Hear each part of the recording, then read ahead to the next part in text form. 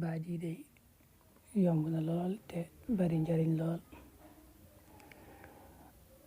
dañ koy def wala dañ koy wax ca gannaaw nodd.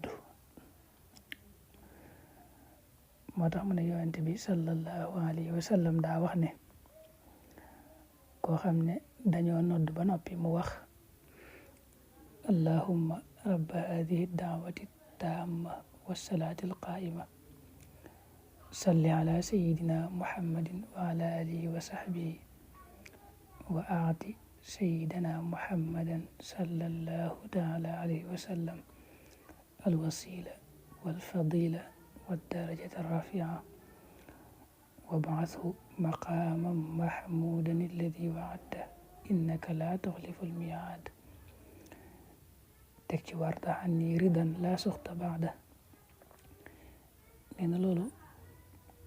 ku ko wax ginnaaw bu déggee ak nodd ba nodd ga daanu yonent bi ne bu ëllëgee maa ko warlul ràmm ko wajabat lahu shafaati faaw daal danaa ko ràmm te it wastajaaba allahu daawatahu bu noppee ñaan gum ci teg rek yàlla dana ko nangul ak ñaanam.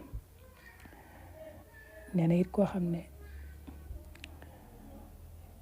daa digg ak nodd ba nodd ga daanu mu wax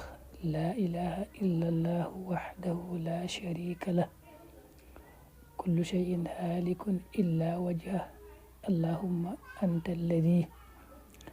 mananta alayya bi hadihi shahaada وما شهدت بها إلا لك ولا يتقبلها غيرك مني اللهم فاجعلها لي قربة عندك وحجابا من نارك واغفر لي ولوالدي ولكل مؤمن ومؤمنة برحمتك إنك على كل شيء قدير. loolu nee na ku dégg ak nodd ba nodd ko daanum wax ko yàlla dana ko tàbbal aljana bu ëllëgee ci lu dul benn xisaab.